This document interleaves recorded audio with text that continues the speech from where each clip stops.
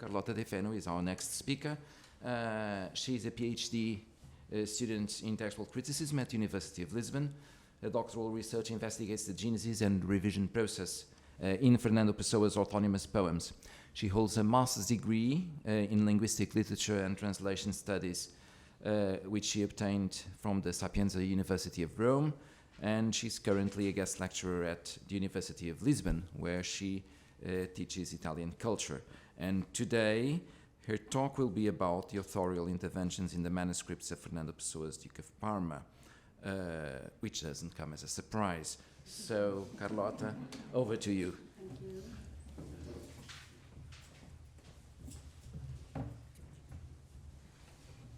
Thank you very much, Professor João Dionísio. Thank you, Professor Enrico Martinez for the invitation. Since we are running a little bit late, I will try to keep it short, and I will not waste any time, and I will go straight to my presentation that is intended to be a first general overviewing approach to the analysis of the authorial interventions in the manuscripts of Fernando Pessoa's Duke of Parma. And the interest of a study of this sort is twofolded, since the study of the genetic variants could be useful both for critical and editorial purposes. From a critical genetic perspective, the study of the authorial intervention, of course, will give us crucial information for the analysis of the creative process, of the writing process of the work. And so we would be able to see the modus operandi adopted by Fernando Pessoa to give structure to his piece, to his work, and to refine the expression of his work. And on the other point of view, from the perspective of textual criticism, the observation and the analysis of all the corrections and the emendations that Fernando Pessoa introduced in the manuscript of his work will of course, allow us to establish the chronology of the writing process, and of course it will provide us with crucial information for the establishment of a critical test and a critical edition, or a critical genetic edition, or a digital edition. So, the study of authorial variants, especially when we are dealing with a work that was left unpublished and unfinished by the author, can be carried out by combining the methodologies of genetic criticism and textual criticism. And firstly, we could study the genetic process in order to eliminate those variants that were supposedly rejected by the author and to establish a critical text. But we also have the option to display all the variants at the same time, for example, with the help of digital tools. And secondly, observing those rejected variants, those supposedly rejected variants, we could confront them with the final potential version of the text, and hence being able to observe and analyze the writing process, so the writing process of the work. I would like to start by providing a few general data regarding the material, concrete aspects of the manuscripts and of the authorial intervention noticeable in the manuscript of the Duke of Parma. As it has already been told, the Duke of Parma is an unpublished, very large piece, comprising more than 250 pages, considering that Pessoa used to write on both sides of a manuscript.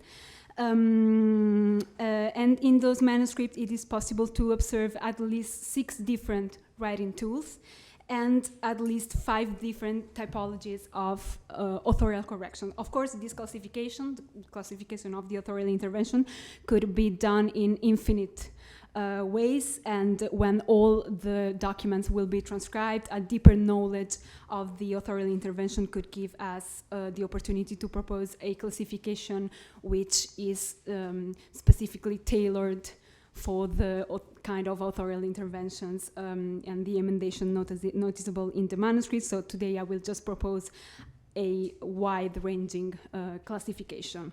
Regarding the writing tools, I identified at least 6 different writing tools, which are a pencil, a black ink, a purple bluish pencil, a blue ink, and also there are some documents that are typed, and those documents are typed with a blue ink and with a black ink.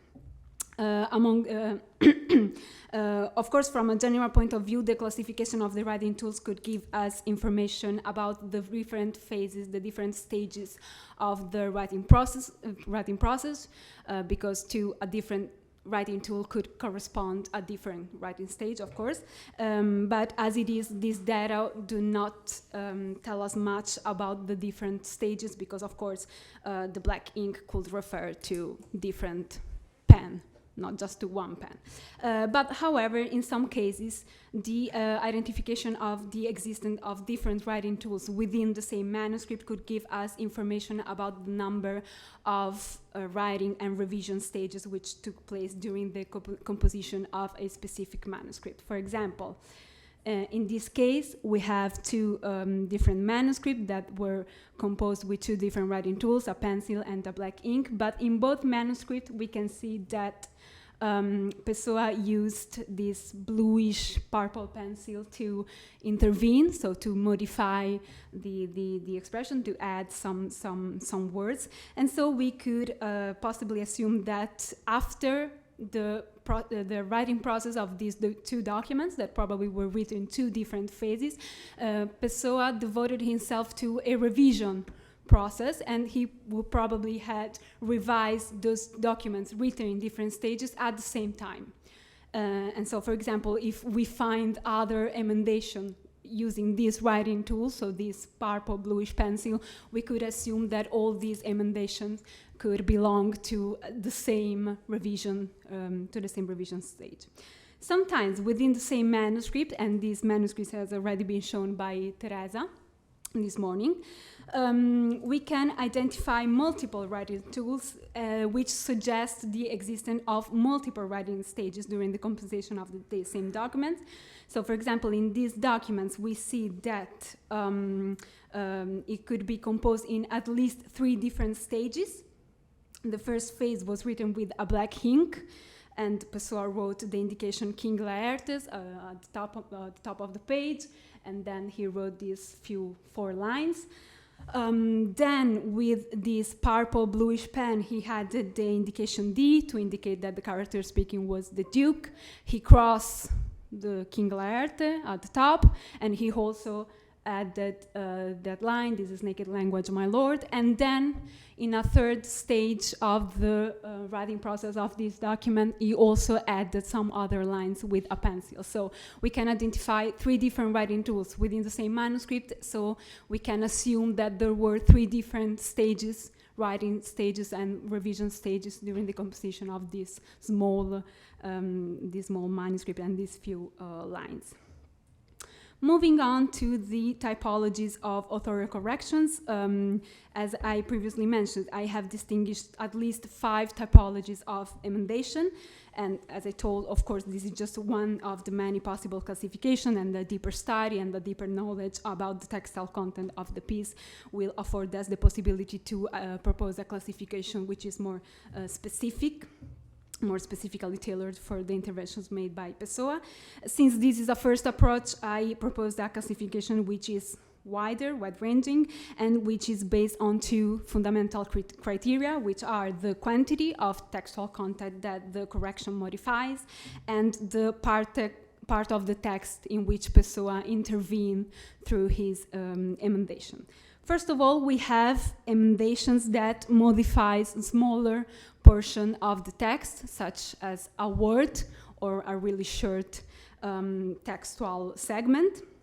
And of course, they can be of many types. I decided to show this document not because the emendations within this manuscript are particularly interesting from a critical point of view, but because they are heterogeneous. So, for example, in the first line, we have an addition. This is, Pessoa added the verb is, the prelude to something of evil. Then in another line, he added a cross underneath the word belief in the sentence, this is a mere suspicion or belief. So he tried to indicate that that word he was doubting about that word. He was uncertain about the use of the word belief. Then, for example, in this other line, he decided to substitute the word or with and, so this conjunction.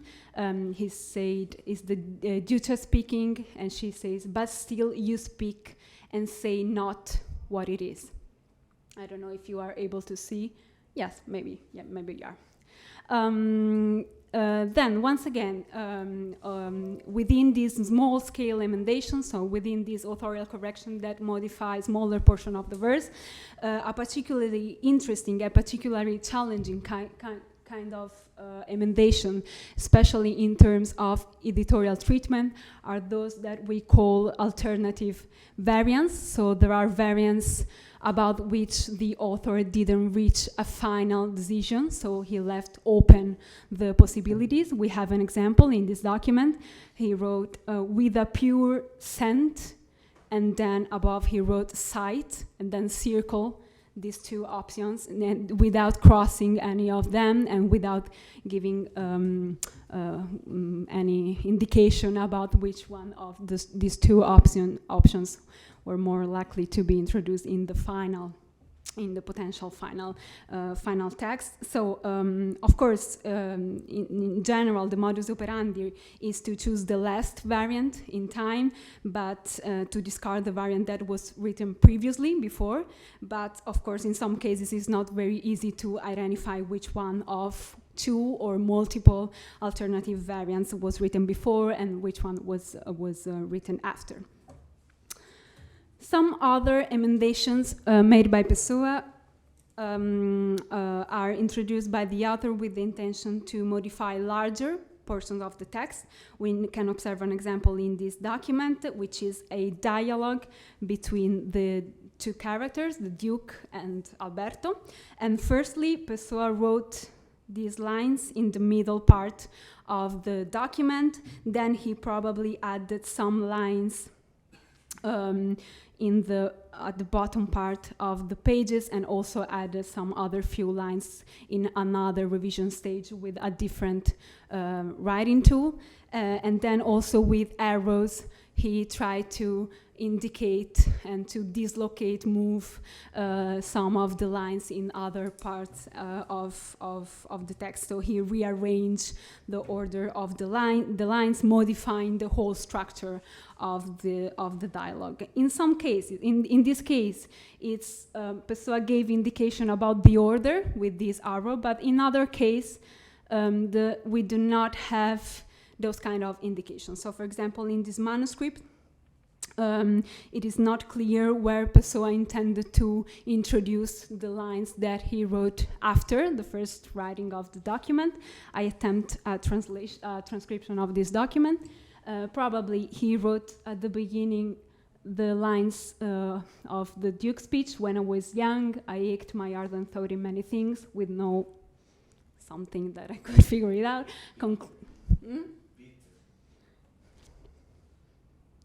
With no conclusion, lit a liter.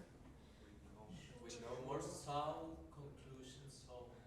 With no more soul conclusion. But a bitter, and on top you have I'm bitter-minded more than bitter-hearted. Ah, okay. So anyways, Pessoa wrote the central part of the document, then he wrote probably those lines on the right corner of the document, and also other few lines. My heart is a somersault, and then he added with another ink, I ho, and then someone who probably was Alberto, but that he really didn't know because there are a lot of question marks. Why does your lordship say I ho? And then I don't know if Geronimo could also decipher the last line. No, it pleases me. I ho. Why does your lordship say I ho?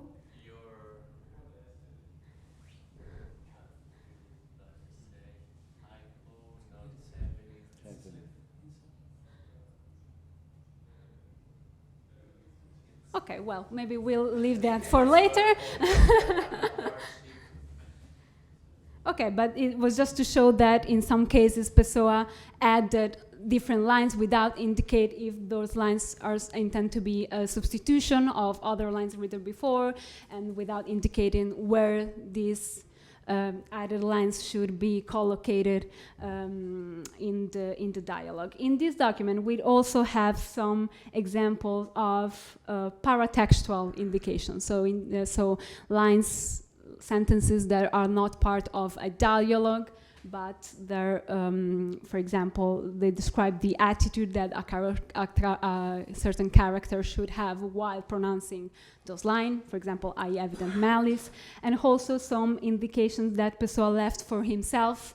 For example, we have that good in the left part of the document, probably indicated that Pessoa was satisfied with the writing of those lines. In the majority of the cases, the paratextual indications added by Fernando Pessoa refer to performative aspects of the piece, since it was a play, of course. So, for example, after writing a speech or a dialogue, sometimes Pessoa added indication about the action, so about what the character's supposed to do while pronouncing the lines, or about the attitude, so the way in which they should pronounce the line. For example, in this document, after the D was the Duke speaking, he added the indication entering, so suggesting that the Duke was entering the stage while pronouncing this line. Or, for example, in this manuscript, again, after the D standing for Duke, he added the indication laughing, so suggesting that the Duke should laugh while pronouncing, while speaking to Alberto. So, of course, these indications are interesting because they give us the idea that Pessoa was also thinking about the performative aspects of the play. So, I don't know, maybe he had the intention to, I don't know, to go further with the plays. The third type of emendation are those interventions which are introduced by Pessoa with the intention to filling in blank spaces, which were left during the first stage of writing. For example, we have here in the manuscript, Fernando Pessoa, in the first stage of the writing process, wrote the manuscript with a black ink, and he wrote "it may be," and then left a big blank space, and then he continues with "somehow this is familiar to the something." To the soul, yeah. And then he decided to fill in this blank space left before with a pencil, continuing the sentence that he had left unfinished, that he had left with no continuation. The last typology of emendation that I was able to identify are emendation against paratextual indications that are related to the chronology of the acts and of the scenes. For example, in this document, at the top of the page, Fernando Pessoa wrote "last act" before catastrophe, and then he added in a second stage with a pencil, so with a different writing tool, "no, still before," so suggesting that he would like to anticipate this part of the text. And here, kind of a similar indication. So at the top of the manuscript, he had the indication "end of an act," and a similar paratextual indications introduced by Pessoa also in this manuscript, where he had the sentence "perhaps after philosophizing to Valerio." So are all in paratextual indication related to the chronology of the drama, of the plays, and of course they are really challenging in terms of editorial treatment because they show some uncertainty, so they are not precise indication. Perhaps after philosophizing with Valerio, and of an act without specifying which act, or no, still before, but before when, we don't know. So they are really interesting and challenging in terms of editorial treatment. And we have also another paratextual indication here Alberto Son, question mark. So Fernando Pessoa was also doubting about the characters, about some of the characters. And last but not least, there are some cases in which the document comprising the Duke of Parma contain just few lines or just a sentence, almost an aphorism, that in a later stage Pessoa decided to include in the play, in the work. For example, we have here the friends that I am friendless with, and then Fernando Pessoa had the indication Duke of Parma and a lot of question marks. So once again, he was showing some uncertainty. And also here, thank God for the devil. And then with another instrument tool, so probably in a later stage, he had the indication Duke of Parma. So he showed the intention to integrate those aphorisms, those talks in the scattered lines in the drama. So concluding, what are the future perspective of a study of the authorial intervention of the manuscript of Duke of Parma? First of all, transcribe of the manuscript with the help of Geronimo, and then try to observe and analyze all the authorial intervention as a system, so trying to establish correlations and connection which could afford us the possibility to develop a hermeneutical study regarding the creative process of the piece. Then we can also study the genetic process from different perspectives. So for example, from an intertextual perspective, trying to see how the study of the emendation give us evidences about how Pessoa integrate external sources in his work, and of course, last but not least, by combining the methodology of genetic criticism and textual criticism, a deeper knowledge of the authorial interventions of the Duke of Parma could be a crucial point in order to create an editorial model which is particularly tailored for the kind of emendations and the peculiarity of this work. I do not have a thank you slide, but I thank you for your attention.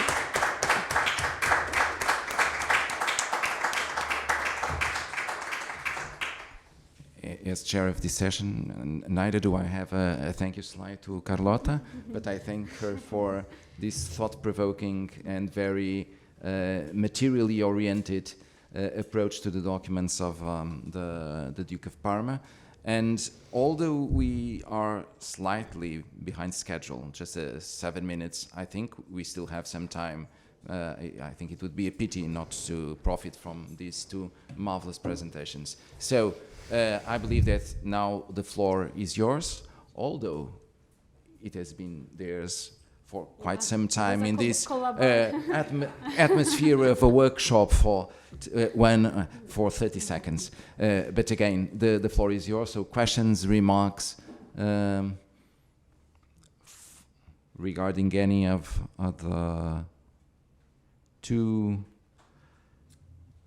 pomeriggio first papers in this afternoon. Now that both of you are not talking, they became shy and they won't ask you any question. Well, I was told intervening. Yeah. No, Enrico. Oh, please, Diego. I find this very funny because the person who knows the least in this room probably is the most stimulated also about what you've been talking about. So again, apologies for not very technical questions. One is for Nicolas, and again, for sort of the education of a person who knows next to nothing about this period and this particular part of the production of this author. This idea that you were giving us, which I find absolutely agreeable, that the dramatic part of his output is in constant dialogue with the other parts of his output. It actually gives us a way into understanding how his other, let's say, generic explorations work. How unique is it to Pessoa, or how comparable is it to what other authors at the same time within Portuguese or Lusophone literature might be doing? And then the other, again, very simple question, I guess for you it must be something that's absolutely already taken for granted, but Carlotta, so Pessoa's use of English, there was one slide in your presentation that really attracted my attention, and it's the one where it said, "I evident malice." When I was young, I ached my ardent thought in many things, etc., etc. This caught my attention because, to me, it made me think of Keats's Ode to the Nightingale immediately. My heart aches, etc., etc., and then he goes on to the heart. But in there, this "I ached my ardent thought," is Pessoa using to ache in a transitive way, which is non-standard?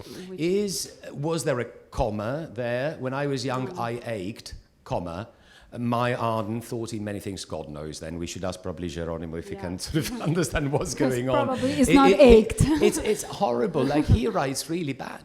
Sorry, I'm just putting myself in your shoes. Terrible handwriting. That colonial education he got in South Africa wasn't very good when he came to handwriting. But anyway, no, so my question was, this use of to ache, we would immediately think it's non-standard, but would he have gone back to, say, older sources? Who knows? Maybe in Renaissance English, to ache could be used transitively as well. Do we know if he had any sort of historical dictionaries of the language, like the Oxford English Dictionary? Did it exist already at that time? I'm not really sure. Probably not. So, or at least any kind of sort of glossary or something that also testified to earlier uses of the language. Or maybe did he just not care? He was just moulding the language according to his own needs. Sometimes he's incredibly on the spot and sounds sort of also, let's call it renaissancely idiomatic. Other times he just seems to sort of navigate the language as he thinks best. Again, sort of questions from a long, long way away.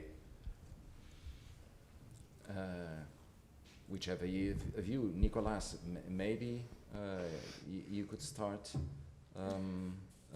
answering back or making any remarks you deem convenient, taking into account your presentation. Yes. I'm sorry, who asked the question? Professor Diego Saglia. Okay. Hi, Professor. So I think I am convinced, the more I think about this continuum between drama and other genres in Pessoa, I'm convinced, the more I think about this, I'm more convinced that it is not a phenomenon exclusive to Pessoa, but that actually there is a realization in other writers as well about this continuum.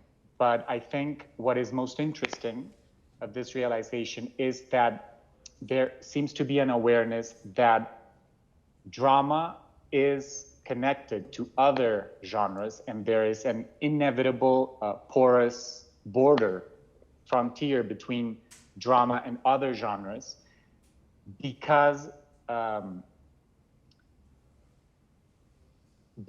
a conception of the act of literary creation being eminently dramatic.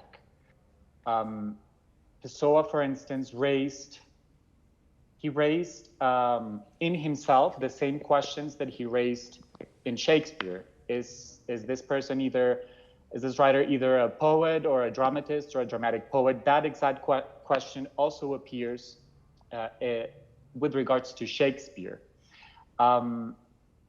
I think there is also, for instance, an idea that the notion of verse is related genetically to the notion of dialogue.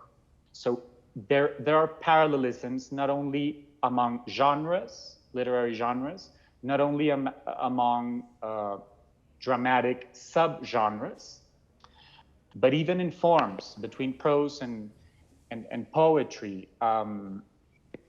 And the gaps in Pessoa are in fact, I think, the spaces of conjunction. Those gaps that we see in the static theater, for instance, that there are 10 years or more in which Pessoa apparently doesn't write dramatic texts that he ascribes to that category. But those gaps are precisely the spaces of porosity between the dramatic subgenres and the literary genres.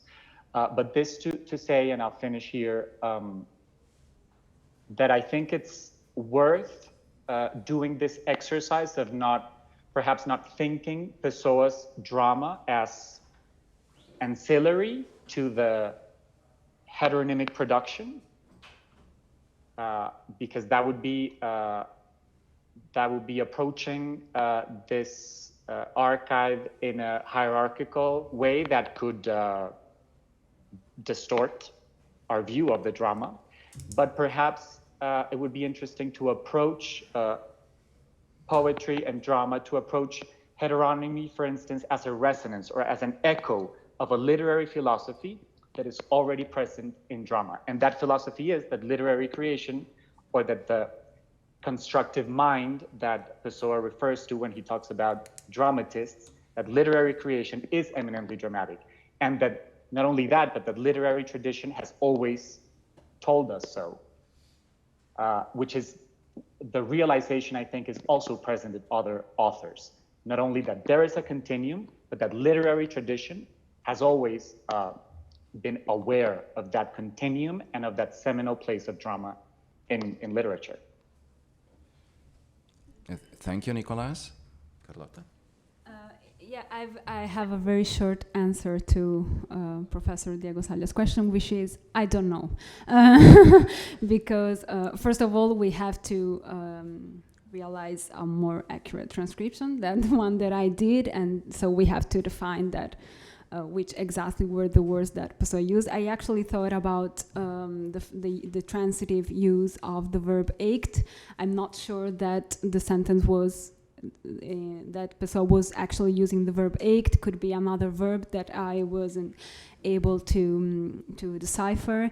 And also, I am the least adequate person to answer your question. But after we decipher the manuscripts, and considering that I think that there is maybe the general thought that Pessoa's English was not very good.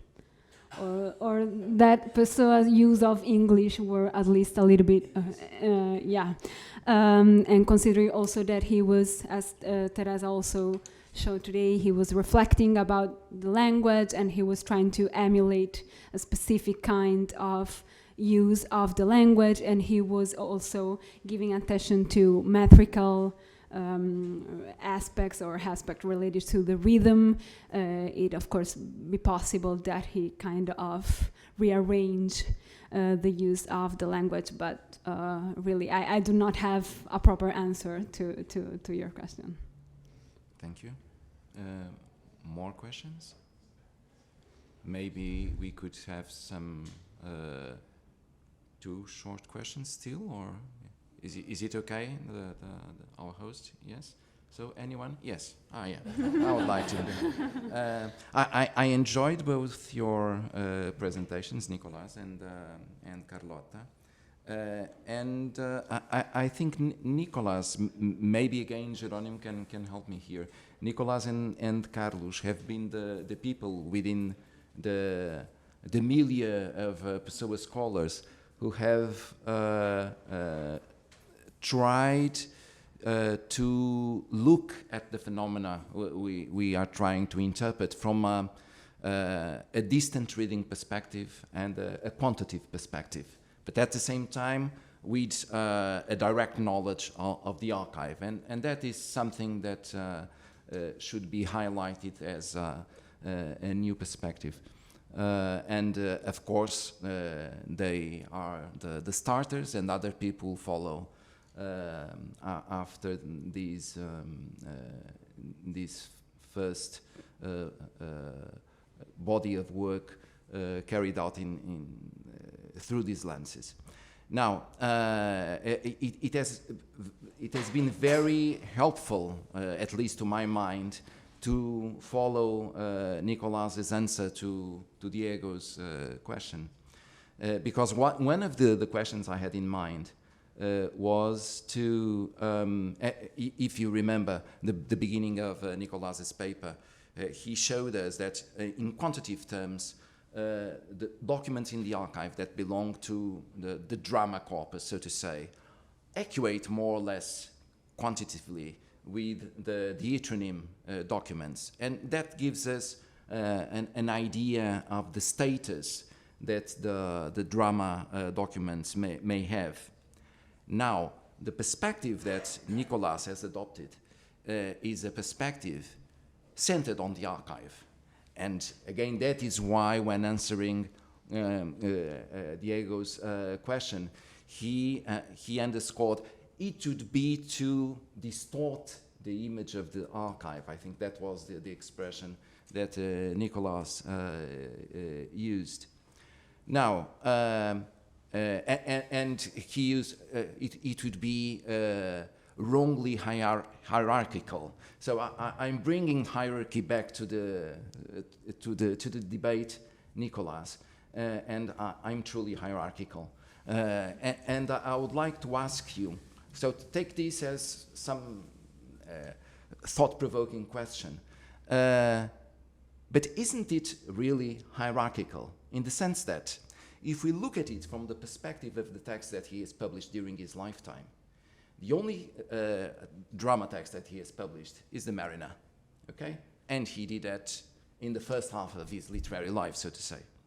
And from then on, regardless of the literary experiences and of the literary exercises that he was conducting in the group of the drama texts, what dominated from then on was what he called the porosity. It could start as an experience in drama, but then you'd see, if it worked, okay, you would see the result emerging in in texts that would belong to other genres. So my question would be, isn't it the real proof that this is, one, archival, as you say, that this is instrumental, and that he's learning how to write through theater in order to say what he really wants to say. And so the theater, at least from, say, 1913, 1914 on, is a step to another thing, but not the real target, at least from the vantage point of 1935 and onwards. And again, when he says in that letter that it is never quoted ad nauseum because it is a magnificent letter, when he calls himself a dramatist poet, I don't recall precisely the expression, he doesn't say, I am a dramatist. He says, I'm a dramatist poet. So dramatist comes as an adjective. It's something that qualifies the status of the writing he's involved with. It is not the center. It is not the noun. Yes, that's it. And to Carlotta, this is not really a question. One of the things that attracted my attention the most during your presentation was when you were categorizing the authorial interventions, and you spoke about the paratextual remarks, and I love paratextual remarks. I think that the most interesting paratextual remark is the one in which you see, when you speak about the writing tools, you have these two lines here, more or less proverbial, just 2 or 3 lines, and there they are. And then he adds on, Duke of Parma, question mark. Or he writes another thing, 4 or 5 lines. And then he adds, but in a different tool, Duke of Parma. And to me, this is so basic, but to me what this means at the core is he's first and foremost a writer, and then he looks again into what he has written, and he starts classifying. Yeah. But writing is at the first. And if this makes sense to you, then maybe it is right. You have elements first, and then containers. But the elements can come first. And it's the same thing with the heteronymic scene. First he writes, and then he says, well, there you go. Alberto Caeiro emerged, okay? But the scene of writing is the first scene, is the original scene. Then the labeling thing comes afterwards. So there is, he doesn't seem to me like a writer who wakes up in the morning and says, I'm going to write Fausto, and then he writes Fausto. No, it is, he writes first, and then he starts christening what he has done. Let you be this and let you be that, okay? That is the thing. But this is not a real question. So I'm sorry for taking so much time, but this is just a sign, and a very shy sign of the interest that I took in listening to your presentations. Thank you very much. Since I'm the chair, yes, Nicolas, Nicolas, yeah, I saw if you looking, don't mind. I didn't realize you were looking at me. I'm sorry. I forgot that I was the chair for a moment. No, I think, Jean Dionisio, I like what you're saying because it forces me to confess that I am being facetious to a certain extent in my criticism of hierarchy. And I'm saying I am because I am clearly being hierarchical. I'm trying to topple what now lies at the top of the hierarchy. I want to topple that and probably provoke, but what I want to provoke is at least a question. What happens if we topple, if we remove other sections of the archive from the top of the hierarchy or from the center of the circle? Is our view of the author completely distorted? Is it partially distorted? Does it remain unchanged? What happens? So I visualize this debate, I do visualize it in the figure of a circle, as you mentioned, the center. Is drama at the center? Is it the nucleus of this circle, or does it lie in the circumference? Is it the whole circumference that encompasses the area of the circle? Or is there no center and everything lies at the circumference? I think that it is eloquent and symptomatic of something else, the fact that scholars, editors, that we have dismissed or ignored to a certain extent drama, not only in Pessoa, overall, in the study of many authors, which brings me back to the previous question. This, I think, is a phenomenon that happens not only in Pessoa, but other authors in Portugal, in Brazil, in Latin America. This is a tendency. So if some of these authors are telling us that drama, or if not the dramatic genre, dramatic elements from drama, if they lie at the core of literature, at the core of literary creation, if despite the fact that authors are telling us this, we keep disregarding that part of their archives, of their corpora, what is that a symptom of? And that, I think that's a question that needs to be asked, and to make drama more visible, I guess, I think the exercise of at least imagining the Pessoan archive, toppling heteronymic poetry for a while, or whatever other section that you consider hierarchical or top in that hierarchy, what happens if we topple that for a minute? What happens to your view of the archive? Is, I think, at least a question that needs to be raised. Of course. Thank you. Carlotta, please. No, I completely agree with you, which is really boring, but is the truth. No, how I imagine this process was something like Pessoa writing down some ideas, some just sentences, aphorisms, as I say, and then reflecting where this idea could fit better. Maybe Duke of Parma, question marks, or Duke of Parma, exclamation marks. So yeah, I agree with you, basically. And on this note of extraordinary consensus, Exactly. I don't, maybe we could call for an intermission, thanking again our dear speakers for their magnificent work. Nicolas, Carlotta. Thank you.